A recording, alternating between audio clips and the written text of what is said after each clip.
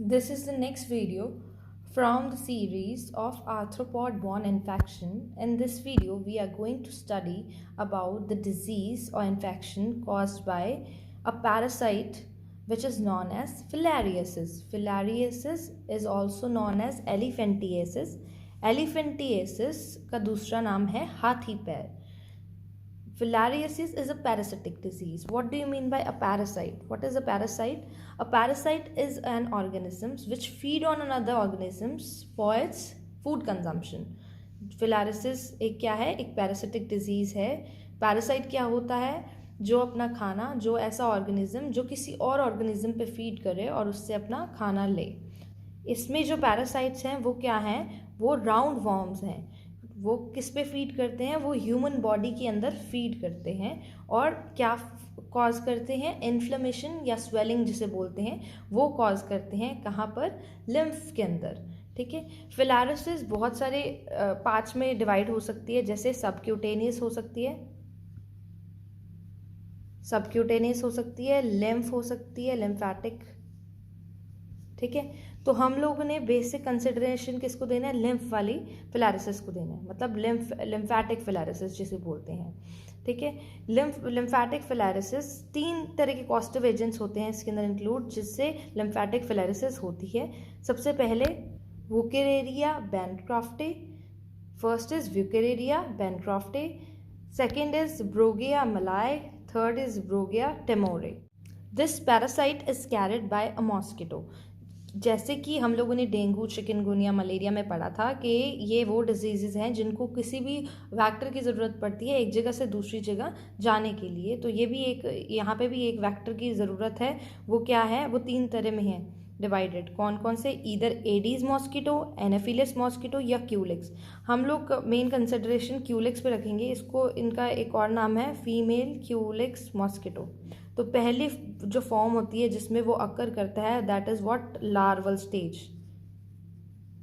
Larval stage में ही transfer होती है किसकी? क्यूलिक्स मॉस्किटो से किसके अंदर? ह्यूमन बींग्स के अंदर.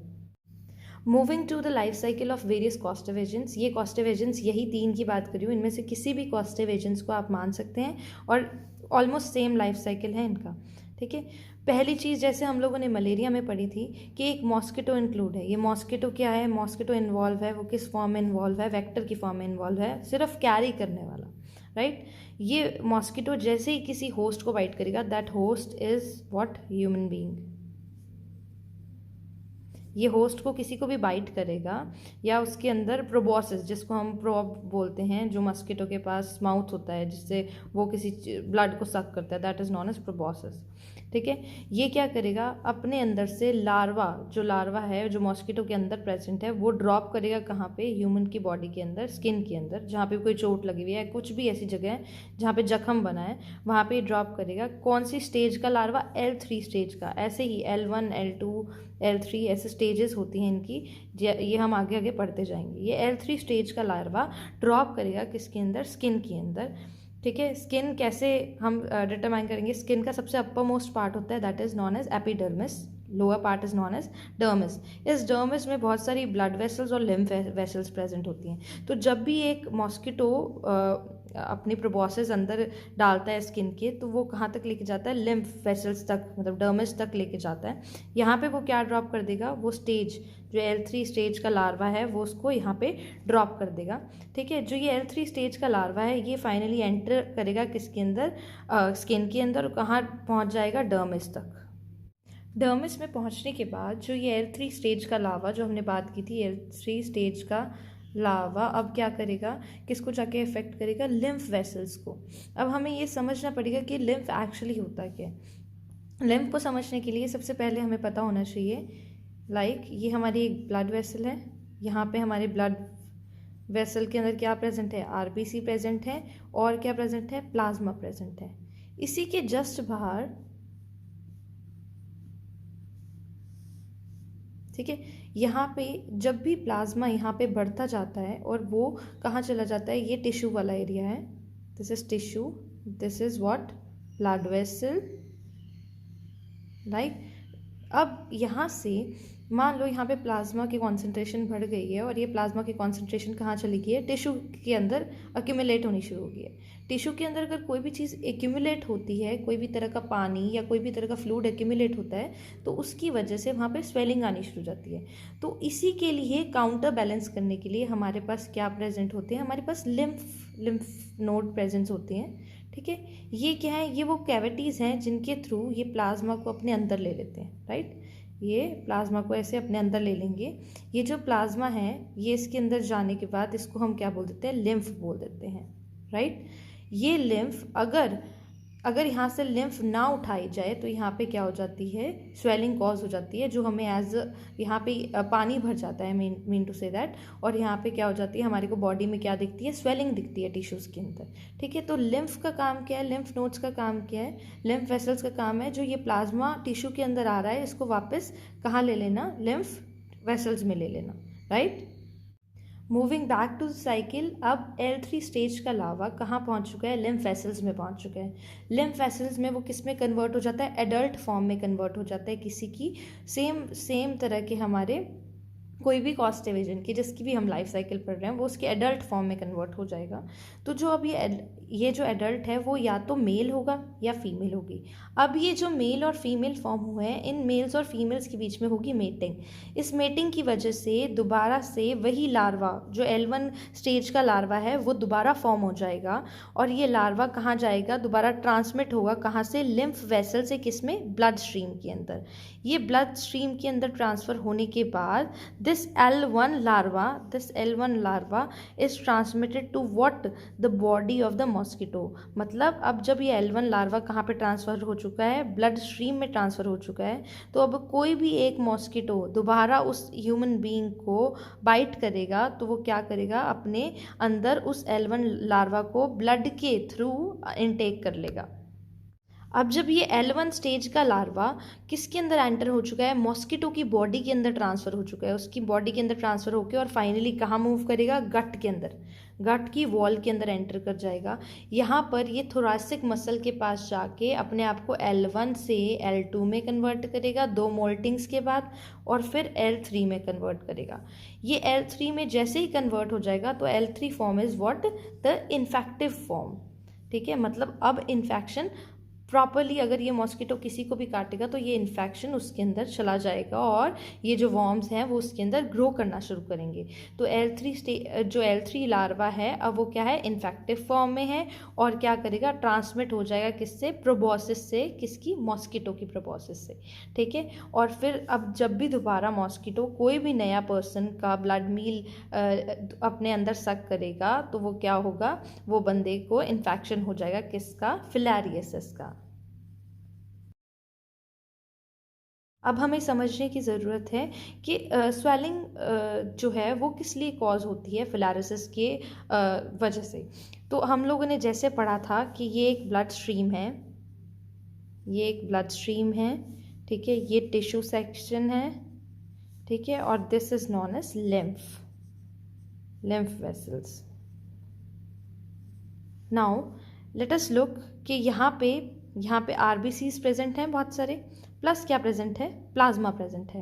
देख लेते हैं, ये आरबीसी है और यहाँ पे जो लिक्विड है जिसमें ये सस्पेंडेड है that is known as plasma. यहाँ पे जब भी ये प्लाज्मा की कॉन्सेंट्रेशन बढ़ जाती है तो वो कहाँ पे एक्यूमुलेट होना शुरू हो जाता है, टिश्यूज़ के अंदर। ये जो लिक्विड है ये टिश्यूज़ के अंदर जाना शुरू होता है। इसी को काउंटर बैलेंस करने के लिए हमारे पास क्या होती है, लिम्फ वेसल्स होती हैं जिनके पास यहाँ पे कैविटीज़ होती हैं, छोटे छोटे पोर्स होते हैं जिसके थ्रू ये इस जो प्लाज्मा है इसको अपने अंदर इनटेक कर लेते हैं ताकि ये यहाँ पे एक्यूमुलेट ना रहे, क्योंकि अगर ये यहाँ पे एक्यूमुलेट रहेगा तो यहाँ पे हमारी बॉडी में स्वेलिंग रहेगी, किसी भी पोर्शन में जहाँ पे एक्यूमुलेट कर रहा है वहाँ पे क्या रहेगी, स्वेलिंग रहेगी। तो इसको सॉल्व करने के लिए हमारे पास क्या होती है, लिम्फ वेसल्स होती हैं। पर क्योंकि जो हमारा इन्फेक्शन है, ठीक है, इन्फेक्टिव एजेंट है जिसको हम अभी तक बात कर रहे थे, जैसे ब्रोजिया मलाई है, ठीक है, ये क्या करते हैं, ये यहाँ पे आके इन जो कैविटीज़ हैं इनको क्या कर देते हैं, बंद कर देते हैं, क्लोज कर देते हैं, क्लोज द कैविटीज़। ये इन कैविटीज़ को फाइनली क्लोज कर देते हैं और जो ये टिश्यू के अंदर अक्यूमुलेटेड फ्लूइड है जो इन्होंने अपने अंदर लेना था वो फाइनली अब यहाँ से ब्लॉक हो जाता है और यहाँ से ये टिश्यूज़ के अंदर का जो फ्लूइड है वो लिम्फेटिक वेसल्स में नहीं जा पाता।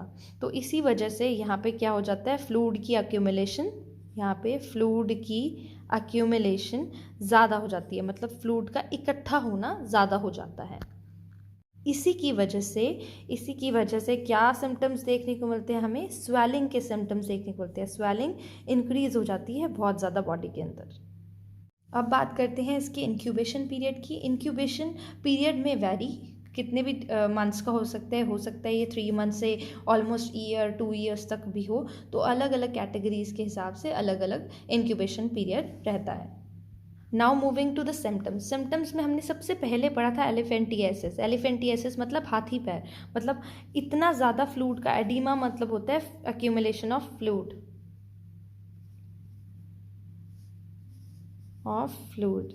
तो एडिमा का मतलब है एक्यूमुलेशन ऑफ फ्लूइड। कहाँ पे, किसी भी एक ऐसी बॉडी के अंदर, यूजुअली ये पैर के अंदर ज़्यादा पाया जाता है, मीन्स टू से दैट ये लेग्स के एरिया में बहुत ज़्यादा होता है। तो इसकी वजह से क्या होता है, थिकनिंग ऑफ द स्किन हो जाती है, क्योंकि वहाँ पे बहुत ज़्यादा लिक्विड भर गया है, तो उसकी वजह से जो स्किन की टिश्यूज़ हैं वो बहुत ज़्यादा थिक हो जाते हैं, ठीक है। और उसके बाद दूसरा ये क्या काम करता है, सिम्टम्स इसके क्या रहेंगे, वीकन कर देता है किसको, इम्यून सिस्टम को बिल्कुल इनएक्टिव बना देता है, ठीक है। उसके बाद ये लिम्फ एडीमा भी हमने पढ़ा था। लिम्फ सिस्टम हमें पता है क्या होता है, oedema means accumulation of fluid, ठीक है। उसके बाद है हाइड्रोसेल को कहते हैं स्वेलिंग, जब हमारा या फ्लूइड बिल्डअप कहाँ पे, स्क्रॉटम के अंदर। स्क्रॉटम हमें पता है जो टेस्टिस हैं बॉडी के बाहर सस्पेंडेड, वो एक पाउच में सस्पेंडेड है, that is known as scrotum. जब स्क्रॉटम के साइड में, टेस्टिस और स्क्रॉटम के बीच में क्या भर जाए, पानी भर जाए, ये एडीमा हो जाए, that is known as hydrocele, ठीक है। उसके बाद है एडीमा इन लेग्स, आर्म्स और कोई भी अदर बॉडी टिश्यूज जहाँ पे फ्लूइड की अक्यूमुलेशन हो जाए, उसको हम क्या बोल देते हैं, एडीमा बोल देते हैं।